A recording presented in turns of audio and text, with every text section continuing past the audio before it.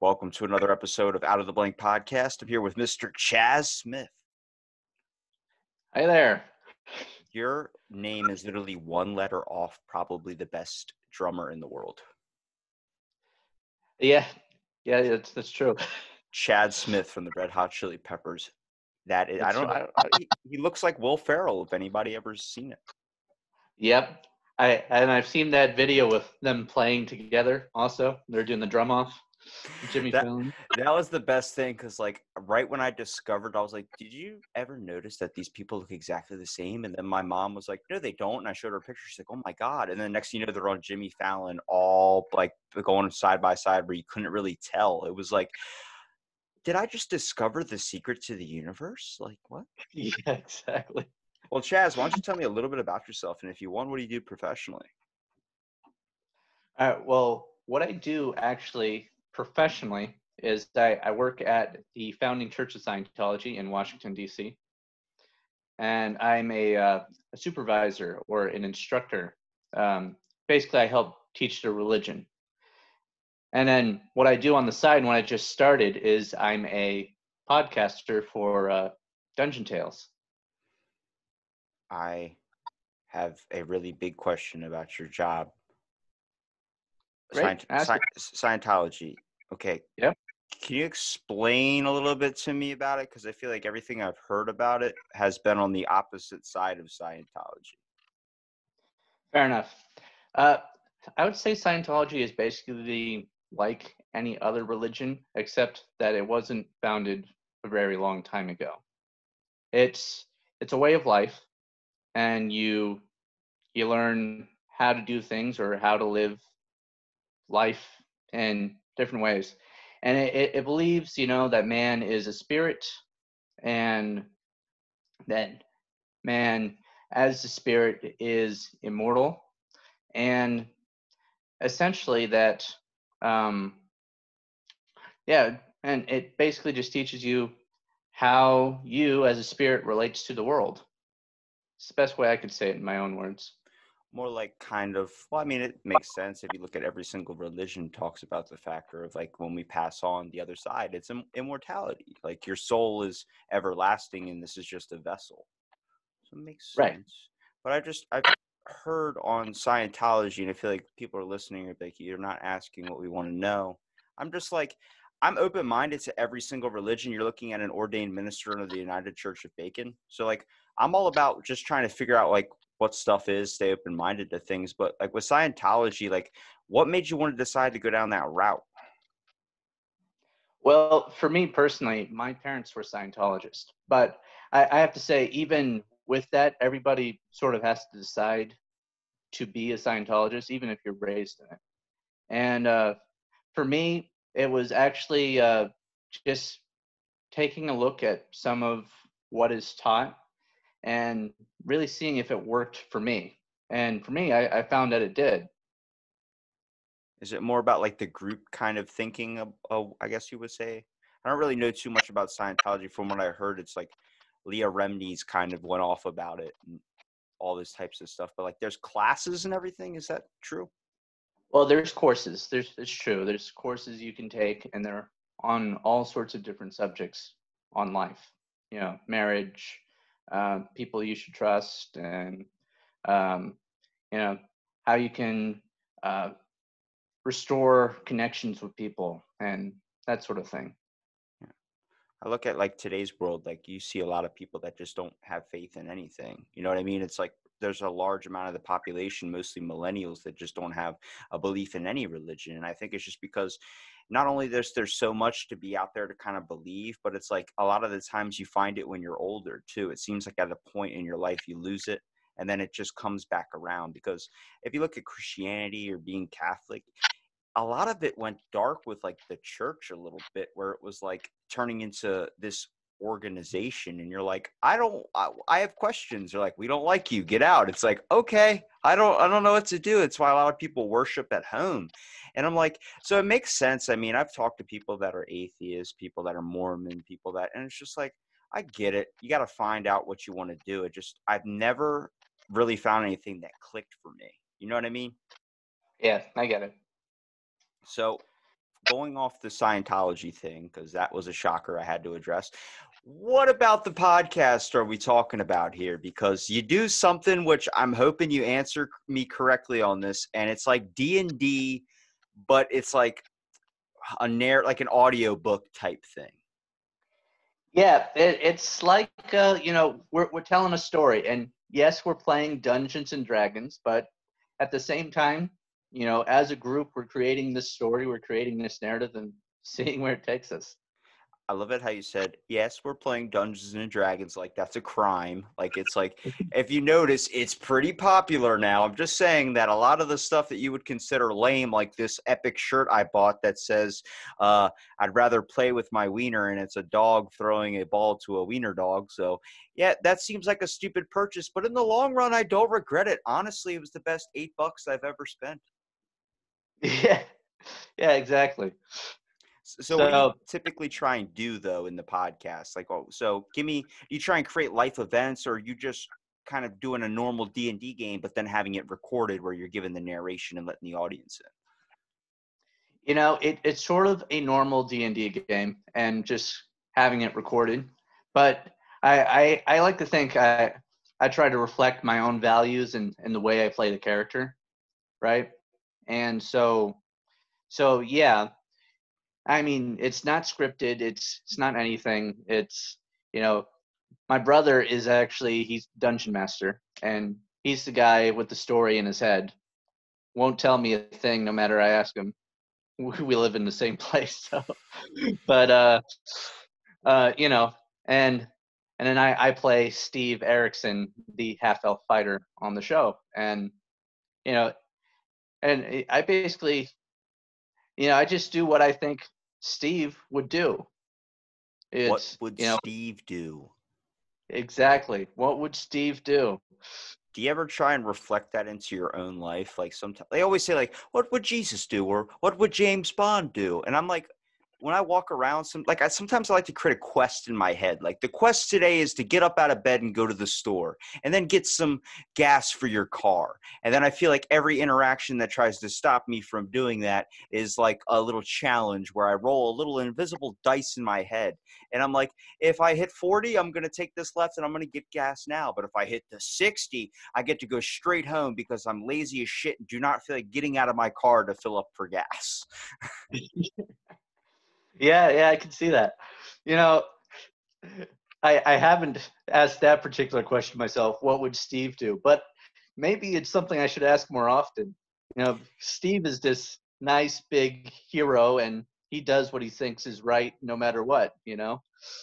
Try and think of the people that step up in heroic situations, like if someone pulls a gun out in a store, and I try and think of what made them get the courage to do that. Like, you always see the person in the movies like shaking, and then suddenly they just go, enough, and then they get up and go. I'm like, what was going through their head? What would Mr. Rogers do? And then just toss themselves out in front of the gun. It's like, what how did we get there? And it's like, if you look at your life more as like a video game, which if you're talking to a lot of people, they would be like, it is a program simulation matrix type thing. And honestly, that's the best explanation I can give for deja vu. It feels like the system just glitched, and you're like, did that just fucking happen? Like, that bird went backwards and then forwards again. Like, I didn't know they could do that.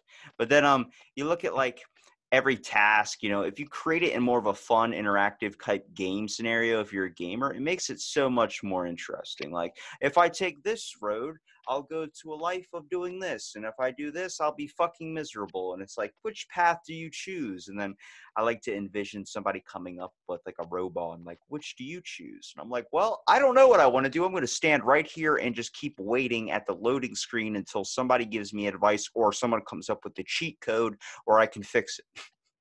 Yeah, exactly. Where's the hint on the bottom of the dialogue box there? So if we were going to give you the tools, though, to be able to craft out your own dungeon, what do you prefer?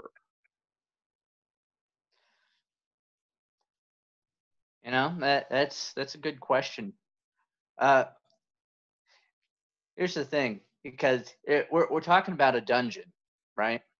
And dungeons have to be exciting, right? There's got to be some adventure involved, which means that there's got to be some danger involved, some risk, right? Can you imagine So going to a dungeon with no danger or risk? Like you just show up and it's a bounce house. You're like, what the fuck?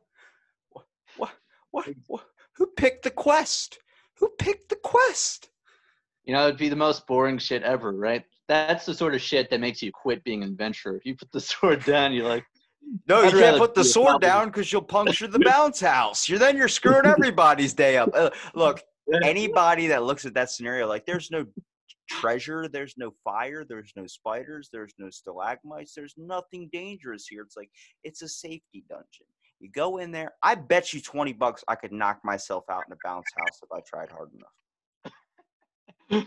Yeah, if you tried hard enough, I'm sure you could. Just challenge accepted and go head first into the thing. Like, oh God, he's gonna do it. Yeah, exactly. But Do whatever you set your mind to. creating a dungeon, how would me and you create the perfect quest? Well, how do you even decide, like before you start up a D&D game? Because like I said before in past podcasts, I've never played, even though I know I would enjoy the hell out of it.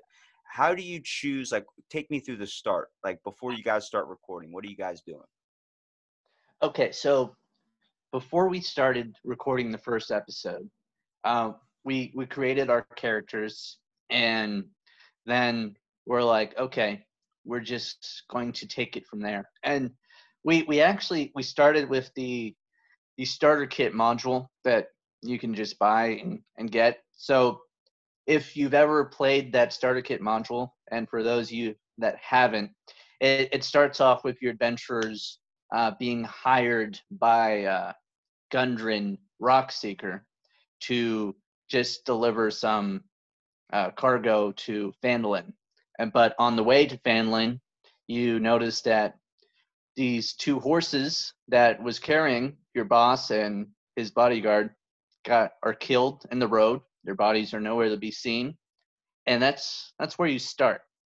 So we started there with the starter kit, and where we currently are is completely off the starter kit because, like I was telling you, my brother's the dungeon master, and he's got so many ideas twirling around, and we're now on whatever path that he's got us on at the moment.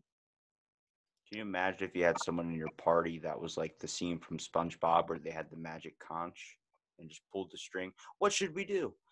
Nothing. And you just sat there the whole time like, guys, you got to start the quest. It's like the conch told us to stay here, so whatever happens happens. Next thing you know, Bob Barker comes out of the bushes with a giant check saying you just won 1 billion gold coins, and you're like, oh, see what happens when you wait. Yeah, exactly. I think my buddy suggested to me I should be dungeon master one time, or at least try and play the game, because he said my ideas are so creative, it would make it so much fun. But I'm like, I would end up trying to kill you guys intentionally. Like, I don't think I could part myself from being, because that's the hardest part about being a dungeon master, is being impartial to the whole situation. If you just give yourself all the amazing loot and all the things, it's like, well, it's a game. I want to do something I can't do in my actual life, and that's win for a change. Like, come on now, shit. Yeah. Yeah. Well, I think of it as dungeon master. Not that I've been one myself, but you're sort of like the god of the universe, right? So, and it's a game, so you want to make it interesting. So you give, the good guys some tools to do something, and you give the evil guys some motivation and some tools to do their thing, and you sort of just let it see how it plays out. And yeah, you might be rooting for the good guys, but you're testing their resolve. You're seeing, do they have what it takes to be the heroes that they say they are? Have you thought about maybe reflecting it into a more modern day game? Like trying, instead of, I know medieval stuff, that's always super fun. I like being like a mage in World of Warcraft. I'm a big RuneScape guy. I love playing all those games. Even though people are like, that's nerdy. It's like, no, it's not. It's fun. Have you ever made a drug deal on RuneScape? Okay, then shut the fuck up, because it's pretty sketchy and it gets real at times. But if you look at like trying to turn it into modern day, I would love to see a D&D based on OJ's life, where it's like, what's the villain? Well, the motivation for the villain is somebody slept with his wife, and then it just goes downhill from there. Yeah, exactly. Yeah, I think once we're done with this particular arc of the story, we actually will move on to other things that take place in other worlds and other times. I would like to do a sort of modern time thing, and I'm thinking like monster hunting a little bit, but it takes place in present time situations. Now, when we say monster hunting, are we using the monsters from Dungeons and Dragons, or are we going to be using more of like the ones we always hear about: Frankenstein, Dracula, or why did I say Wolverine? Imagine that. Werewolf. That's what I meant. Yeah. Well, hunting down Wolverine would be quite quite a thing to do. I'd be like, I keep killing him. He just doesn't die. It's like, yeah, chop his head off. Well, I can't get that close to him. Yeah, exactly. Yeah. One character will have to die in order to kill Wolverine. But I'm actually, yeah, thinking of more traditional type monsters, maybe even some of my own manufacturers, but, werewolves, vampires, that sort of thing. Have you thought about adding voices into the podcast a little bit? I mean, it's an audio kind of book. People are listening to it. I always love it about Dungeons and Dragons is when someone can go full into it and be like, act like, do the voices of the bard, the shop owner, the blacksmith. I'm like, it's voice acting basically, but it's like in a funner way. You get to shoot the shit with your buddies and be like, somebody, there's a troll under the bridge. What does he sound like? You need 20 gold to pass this bridge. It's like, is he from Boston? I don't fucking know. Like, Yeah, yeah, exactly. To answer your question, yeah, I have thought about putting other voices to it. I don't know when we would do that or how we'd do that right at the moment, but maybe at some point along the road, we'll have some other voices join in. can you give me some voices? Okay. I know I what could you're do. thinking. I know people are like, hey, you're throwing them on the spot. I'm like, I am. But for someone that plays this type of thing and someone that's kind of seems like they want to talk about it a little bit, I'm like, he's definitely tried it. I've done Christopher Walken while wiping my ass, so I know what it's like. Yeah, yeah. So I'm not so good with impressions, but okay, I'll try a few things here. All right. Sometimes I'll break out a southern accent, talk a little slower, talk a little more country-like, you know. Um, It makes me think of what's that movie? Blue State Varsity or whatever with the giant cowboy guy. I don't think I've seen that one. Or oh god, I can't remember. It's something blue, but it's like the giant cowboy guy is holding a pig in his arm.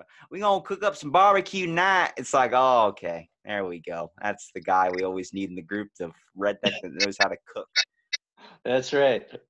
That's right. That's actually one of my favorite voices to do. The redneck voice. Yeah. Could Go, you damn it, Willie. could you sell me a tractor as a redneck? You see here, this is one of the finest tractors we got here down in the county. Yes, sir. You won't believe the horsepower on this thing. It goes up to about 5 miles an hour. It's right, 5 mile an hour. You ever seen SpongeBob the movie where they had the redneck sitting on the porch? And he's like, "What's that car? Take $2 to the gallon." And it starts slapping his freaking knee. That opened up the world to what that side of the country really means to me. Oh yeah, yeah. I barely remember that part, but I love that voice for some reason. It's just a great voice to do. Do you feel Um, like you have the strength enough or talent enough, I would say, I'm challenging you, to be able to do that in a scene with me where I try an accent? okay, yeah, let's try it out. So I like to do this thing where like I like voice acting. I'm a big fan of it. I try and do like when I'm at the like because I work at a gym. I try and do like a nature documentary for my gym. Like here we have the urban weightlifter, and as the weightlifter slowly picks up, the 2-pound dumbbell, he likes to flex over extensively into the mirror, and as he pounds his chest like the gorillas of the Great Ape War, and then just keep on going and going and going. And people are like, can you stop doing that? I'm like, no, this is fun for me. This is how I get through the day.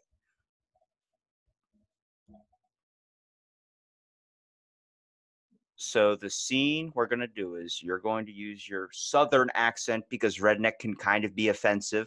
Okay. We're not going to do that today. I will do my UK accent, and then let's have a cup of tea. You have a beer, I have a tea, and we got to figure out how to have this conversation.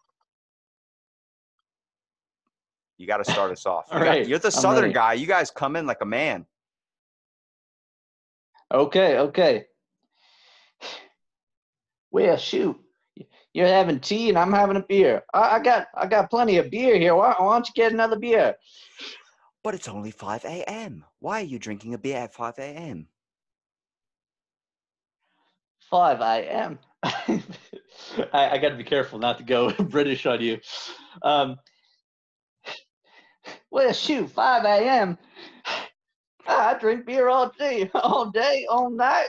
Don't fucking matter. But don't you worry Yeah, about the yeah. hangover. You got to be able to function in life. Well, I function by having a beer. I can't function without one, to tell you the truth. Uh, It is so difficult to be able to be around an accent and not slowly pick it up. Like, I've worked with Irish people. I've worked with, people of like Hispanic people that have like a really strong, thick accent, where I've been the minority most of the time. And what's really weird about our brains is we like to pick up things around us to assimilate into our surroundings. It's a survival thing. So it's so hard to like have a conversation with somebody without picking up their accent. And they go, "Are you fucking copying me?" You're like, "What?" You're like, "Why you have my accent?" And I'm like, "I don't know. I don't know what's happening right now. I don't know where I am."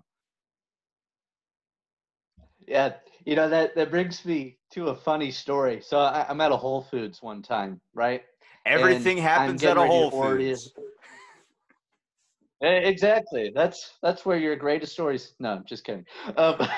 So I'm at this Whole Foods, and there's this Australian guy who's in front of me ordering pizza, right?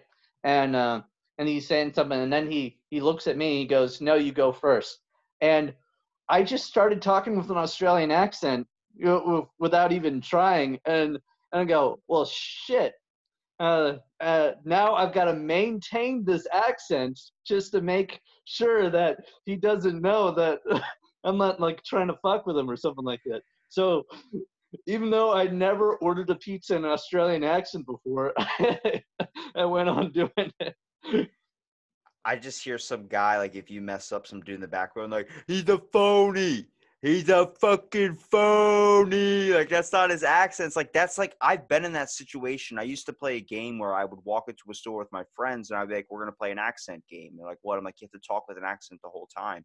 So I would go up to the cash register and be like, "Hey, go, here's $2." And then I give them to the thing and I would start doing this random accent.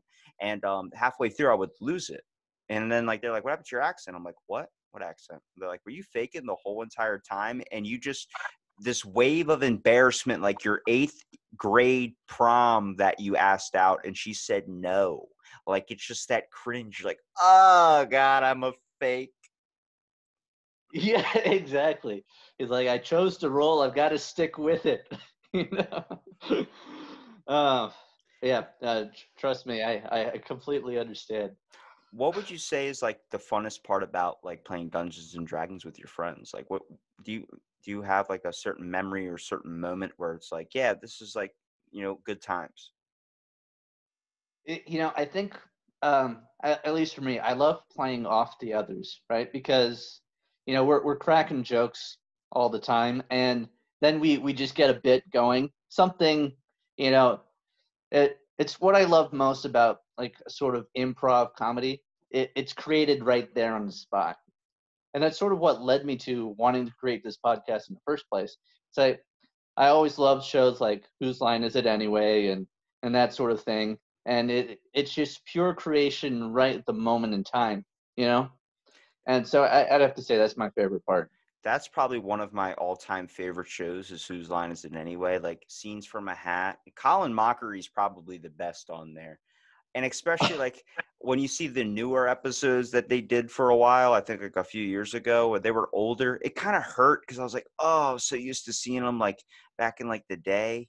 But then like Yeah, they're even funnier because now you can see the filter of comedy change. Like before was like, they're doing the news report. He goes, "I am large wiener," and that used to be like the news anchor name or whatever. But that was like that was the joke, and everybody would laugh. And then you see the comedy now is like, "She beat me with chains and whips, and I liked it." It's like, oh my god, you get to see the whole shift, like the censor bar shifted.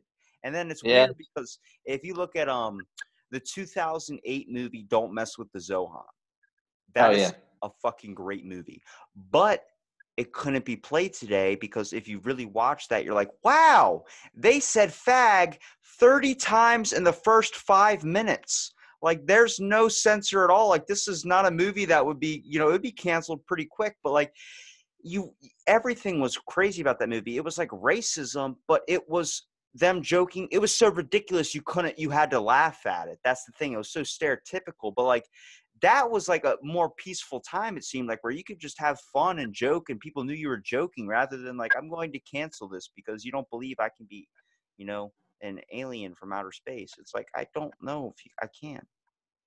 Yeah. Yeah, exactly. I sort of miss those times, when people weren't so offended by everything. Because I like to think about it, yes, there's serious things about the world and whatnot, but if you can't laugh about it, why even bother? Yeah, I mean, It life. that's why people turn to video games and like playing Dungeons and Dragons. It's not a bad thing. It's just the world gets to be a fucking lot sometimes, and it's really hard to have like a joke or have a conversation without turning into an argument. Like, I know, for instance, the first minute I asked about Scientology, you were probably like, oh god, where's this gonna go? But it's like, no, just have a conversation. Nothing needs to be an argument. Nothing needs to be this. Nothing needs to be everybody shoving their opinion in each other's face. Just fucking talk to people. Exactly. Exactly. And and that's really the key. We keep that communication line open and just are willing to communicate it until, whatever blow up is resolved.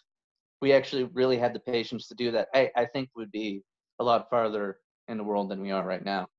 Have you seen any like things that you feel like could be fixed, like with the world a little bit? Like, I feel like if more people, it's great people are starting podcasts, it really is, but it's like everybody's doing it for like the wrong reason. I feel like nobody's doing it just to have fun. Everybody's doing it to become like famous or worry about listeners or get money. I'm like, have fun with it. That's what it's meant to be. Because like, like for instance, for your podcast, when people are listening to it, they're hearing friends have fun over Dungeons and Dragons. They're not hearing it for like, well, now we're sponsored by Manscapes, where you can shave your body parts in a way that's more comfortable and the best lawnmower clipping device for your pubes. It's like, nobody's hearing that. We're just hearing you guys have fun.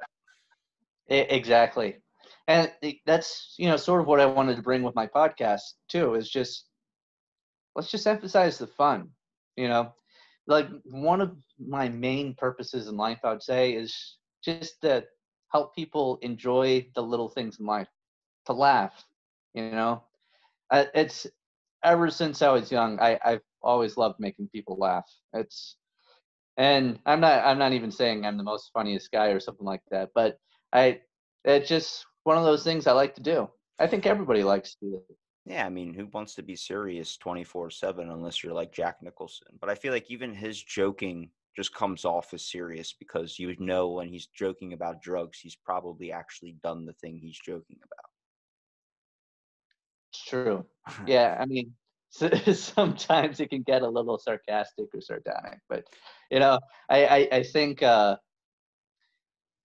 long as you're going about it with the right viewpoint, it's laughter. It's if you think about it, it's sort of a rejection, right? You're hearing a scene that's not quite right, and if you can laugh about it, then you can go, well, that's not the way it's supposed to be, and I think it just helps people to be able to see differences. We present things that are definitely not ideal scenes, but they're hilarious. And if you can laugh about it, then you can see that. You can see the difference.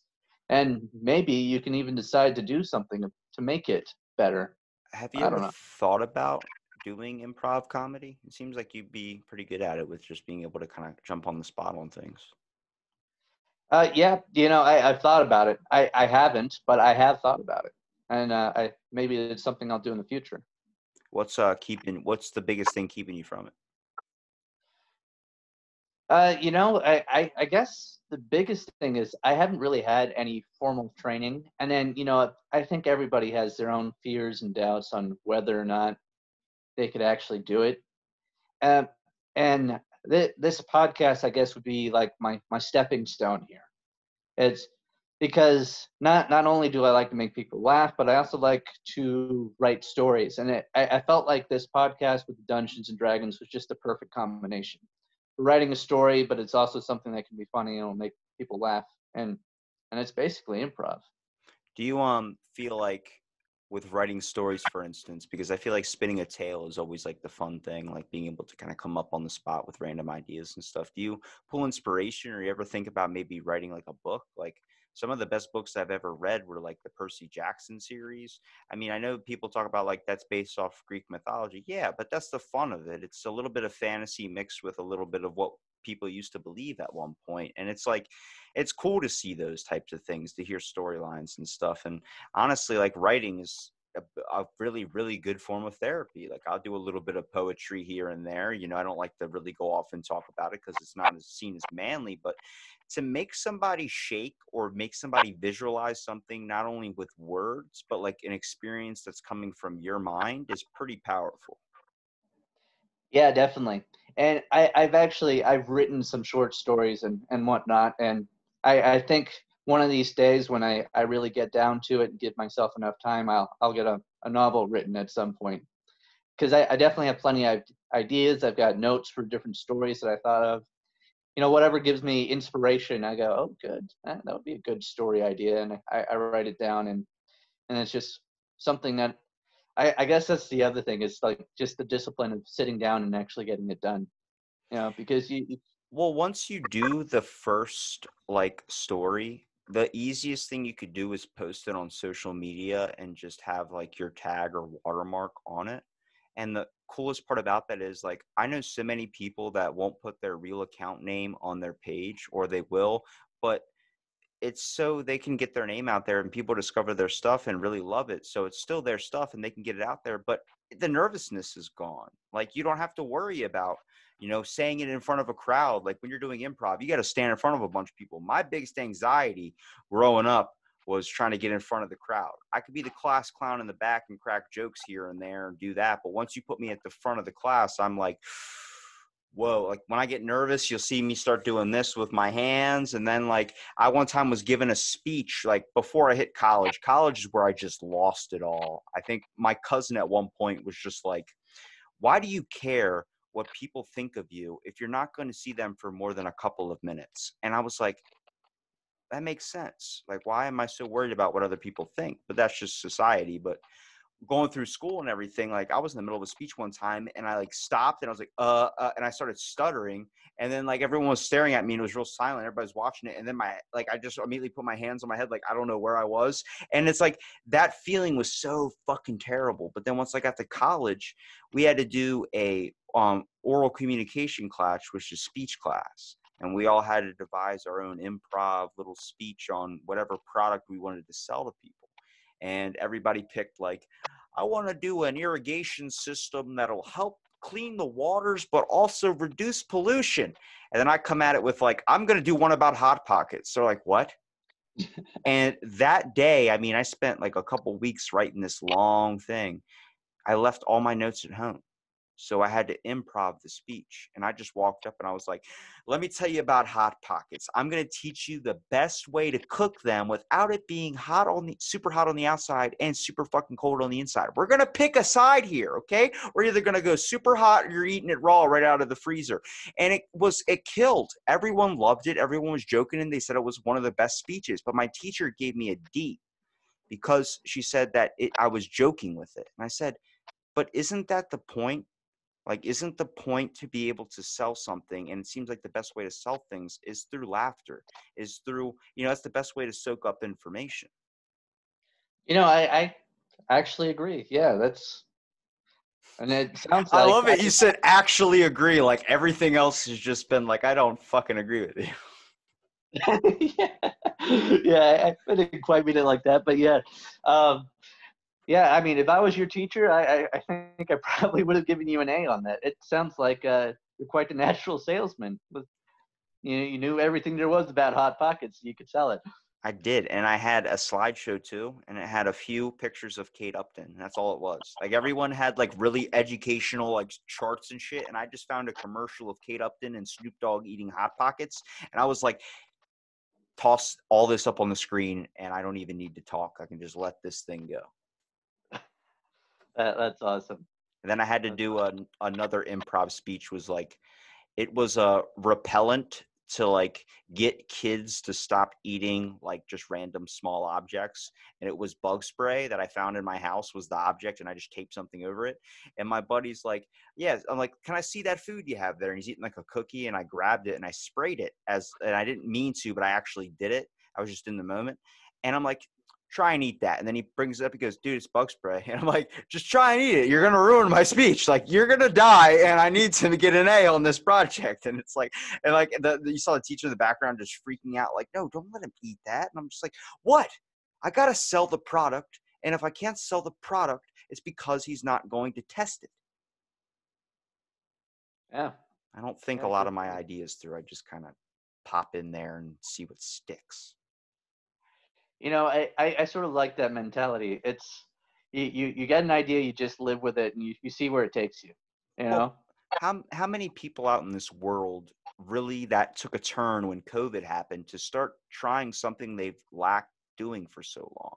Like, if we were going to talk about the benefits of this whole shutdown thing, what would you say changed about you that you enjoy? Well, I think it's like I guess I got this opportunity where I was like, okay, maybe the world is ending here, maybe it's not. It's Avengers Might Endgame. as well. Yeah, exactly. Might as well live my life the way that I want to. So I jumped at it. I'm like, okay, well, I'm going to create this podcast. We're going to do this. We're going to see how it goes. It's either going to be good or it's going to be really bad, but I'm just going to have fun with it. See how it goes. And I guess more and more in my life as I've been getting older, that I've just been going, okay, it's time to just step up and live up to what I want to do. There's like, what's stopping me? There's nothing really. I just got to set my mind to it and do it. It feels like for So so long, people live in fear of like this way people are going to look at us. And it's like, what are we worried about people that, say something? And it's so hard because you want to be liked by everyone. But then, like, I remember so many times through school, I was all about wanting to be funny, wanting to be liked, and so worried about doing anything if it was going to make me look bad or do something.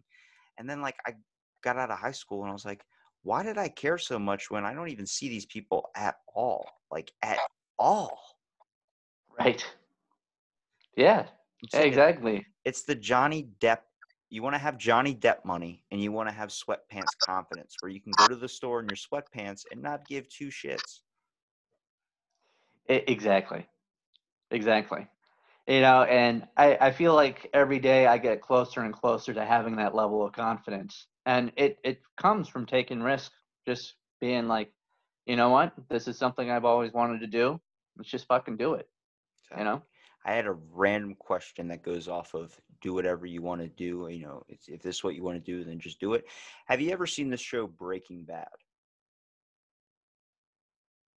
I haven't, but I've heard it's really good.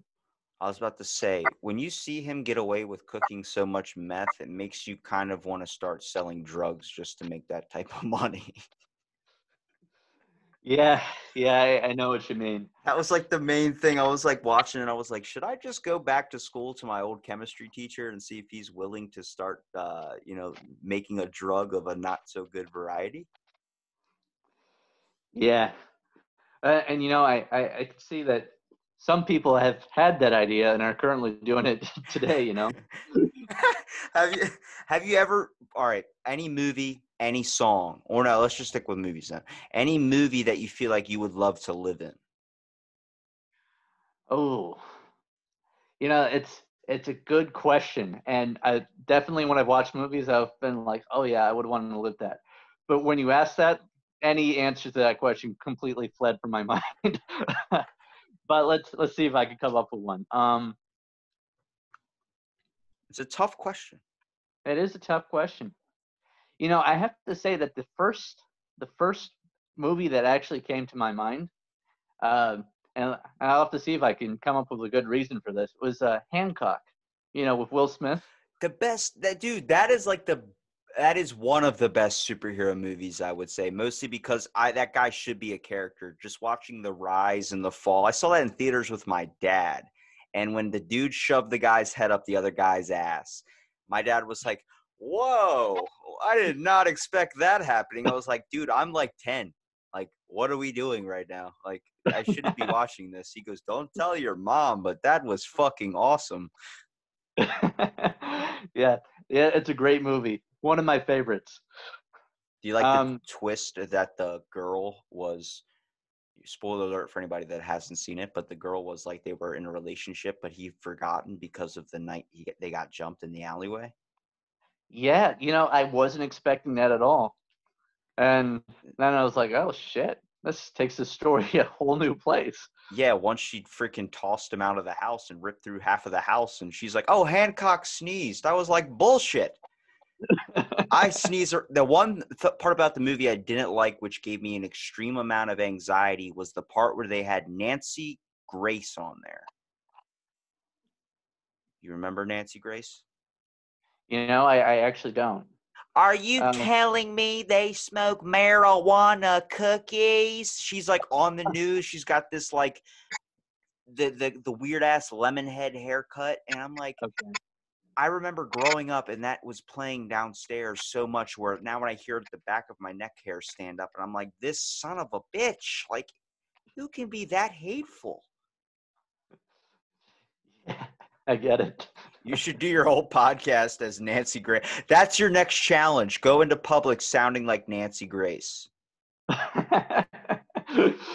right, I'll have to try that out. Are you telling me gas is $2.99? It's like Southern, but you just got to put like a whiny pitch in it, like Jerry Oh, Seinfeld. good. Yeah, exactly. Are you telling me this is what I have to do? Round of applause, bravissimo, or bravissimo. That was freaking amazing, dude. That accent is priceless. If I Yeah, don't that's hear that on your next episode, I'm gonna be upset. okay. Well, maybe not my next episode, but the next one I record because I've got a few of these pre-recorded already. Do you try and Uh, pre-record just in case you guys aren't going to be around, or do you just do one recording but then just split it up into different episodes? Basically, we actually do multiple recordings, but we'll usually record 2 episodes in a day, like on a Saturday or something like that. And it is just in case one of us has to go on business and travel somewhere or something like that. Um, and just in case, you just want to have enough content preloaded as possible so we can keep it coming pretty steadily. Is there anything you want to incorporate adding to? Because I mean, you have a few posts on your Instagram page, but like, are you trying to like maybe bring in more of like an audience type thing, like certain scenarios they can toss in to make it more incorporative to like the crowd, or you just kind of want to keep it between you guys? Well, we do some character incorporation. Like people who have donated to the show, we've made characters out of them. People that are tweeting out our podcast and really getting it out there, we're making them into characters. And actually, if people email the same email I gave you, dungeontales4@gmail.com, they can submit items to us, ones that they've made up and whatnot. And our dungeon master will decide whether or not they get put into the show. And these will be items that our characters will be able to buy or find or something like that. I'm going to throw one at you that is probably going to be rejected for the show, but I still want to fight for it if I can get it submitted. So I want nunchucks, but instead of nunchucks, they're dildos just tied by a chain. All right. Well, I'll pass on your submission. And then I want a Swiss Army knife, but with the Swiss Army knife is all the unessential tools that you need, like a toenail clipper and, none of the sharp, like a spoon, but the spoon is broken. So then you're like, what's the point of this? And then it's a car finder on your Swiss Army knife. And you're like, there's not even cars in this time period. So you're like, what the hell? Like, I have a useless item, which plays later into the game, turns out to be one of the most useful. I like that idea a lot, actually. I'll have to fight for that one particularly. That's are you sure you don't want to go with the nunchuck dildos? Well, I mean, it's pretty great, but I actually like the Swiss Army knife with the non-essential items. I like that type of shit. Particularly when you have characters that are like the sidekicks or something like that, and they have to save it all, like Sky High. You know. Oh my God, I can't believe you just mentioned that movie, because I literally just did a podcast earlier today with I mentioned that about superheroes. I was like, if people became superheroes, like if there were superheroes started becoming more like, there's the regular people, there's people with like a mutant power or something, would it turn into a separate high school? And then you feel like that would even increase the anxiety even more, because like you look at like gym class, how hard was it to play dodgeball normally? Imagine if one dude could turn into a giant fucking rock and throw a dodgeball at your head and all you could do is glow in the dark. Yeah, exactly. Would it break you like a glow stick where you're like crack and then the light just comes on? Though, the lights have to be off in order for them to see you. So if you could have a superpower, what would it be? Yeah, this is a good question. And I actually have two different answers for this. One would be flight, just because that's awesome. Who doesn't want to fucking fly? Okay, the only time you can fly is if you're inside. Okay, less awesome, like a lot less awesome. But I'll take what I could get. And the other one, and this one I know is an OP power, but still I'd like to have it. It would be the idea of being able to create a superpower and then gift it to somebody, right? And I would say what it would be is, you couldn't gift yourself with any powers, so you're essentially normal, except you can give other people powers, and they always have like a flaw to them that you can't predict yourself. I like that with the flaw idea. I feel like that's a good movie scenario where it's like you can get a power, but then it's like if I so many times as a little kid, I always wished for superpowers. And I was like, if God gave me a superpower, and I was like, if it was flight, he'd probably make it so I could only fly inside. So I would just be like bashing up against the roof the whole time. But then it's like invisibility. The only time you can be invisible is if nobody's looking at you. It's like, well, then what the fuck is the point of the power? Like, you know what I mean? So that's a good answer, dude. Yeah, gifting a power though, but that is kind of OP. I feel like so many people are like, I want to read somebody's mind. I'm like, have you ever seen the movie with Mel Gibson, What Women Want? And it's like everybody's thoughts going into your head. I'm like, I don't think I can handle my own as well as somebody else's talking about, I can't believe these shoes don't match my purse. I'm like, oh, no freaking way. Yeah, exactly. That's one power I've actually never considered actually wanting, though I do admit it would be useful to read some people's minds at some points, but yeah, you always get the situation where there's too many voices going on at one time, or you're listening in onto something you don't want to hear whatsoever.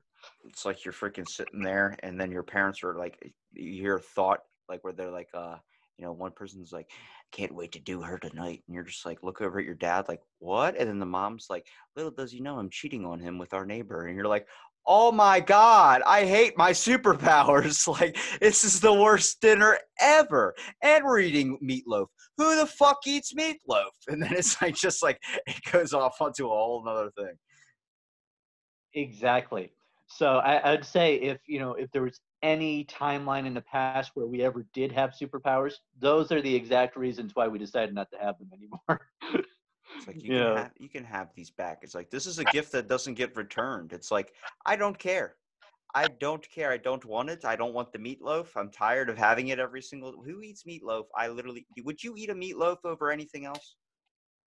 Not over anything else, that's for sure. What's your go-to meal? I would say like you got to have something during your guys' gameplay. You guys bring in snacks or somebody has like a treat they get from like a Wawa or gas station, right?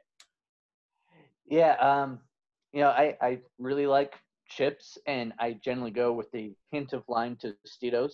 My No go-to. freaking way. I had those this morning. I swear to you. I'll send you a picture of a bag that is in my pantry of the hint of lime. I don't know how they do it, dude.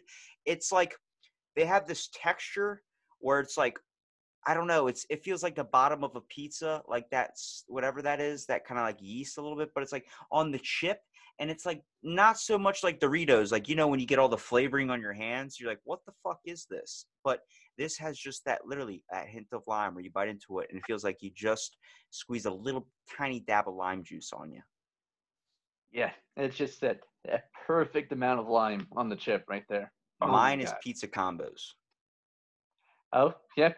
It's been a while since I've had those, but yeah, they're good. If I play Monopoly, I got to have a bag of pizza combos because I'm like, this is the way I want to literally make my parents bankrupt by playing Monopoly and eating pizza combos while I do it. That's perfect way right there. I think we've narrowed down pretty much every single topic I can think of at this moment. But Chaz, thank you so much for doing the podcast, man. Please promote the show, promote where people can find you on Instagram and everything and all your links. I definitely will. It was nice talking to you, man. This is where you promote the show. Okay. I've had it happen before, so don't feel bad. People have sat there like, thank you, man. Thank you. I will. And I'm like, no, this is the part where you say your lines. I know. I got you, man. Thank you. It's like, okay. That's right. So, okay. So yeah, Dungeon Tales. Definitely listen to the podcast. Dungeon Tales by Lazy Boy Studios. That's the name that we're going with right now. And dude, it's a half elf fighter. You got a fire genocide sorcerer and a human ranger, and here we up and we team up in fighting against goblins mostly. I actually in the first episode, Steve, my character, starts calling himself Steve the Goblin Slayer because he's killed so many fucking goblins. And I've killed too many. I can't even count on my hands anymore. What have you killed? I've killed 11. yeah, exactly. Exactly. 11 goblins must make me a goblin slayer. Goblin Slayer. Well, dude, I appreciate you, Chaz, for doing the podcast. I'll make sure I link everything in the description so people listening can find it. And why Dungeon Tales? Because it makes me think of Dragon Tales. It's funny because it was just before recording the first episode. We're like, okay, so before we get started, we need a name for this, right?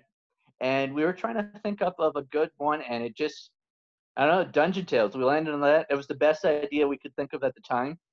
And you're right, it does sort of have that Dragon Tales thing. We've made a joke of using the same song, but adding in Dungeon Tales, Dungeon Tales. That's awesome. I'm still fighting for the double dildo, though, nunchucks. Okay, let the fight be strong. That's what I call a swing and a miss, people. It's like Who Wants to Be a Millionaire when you choose the answer and the guy's like, it's wrong. And I kept hinting it was C, but you picked D anyway. Yeah.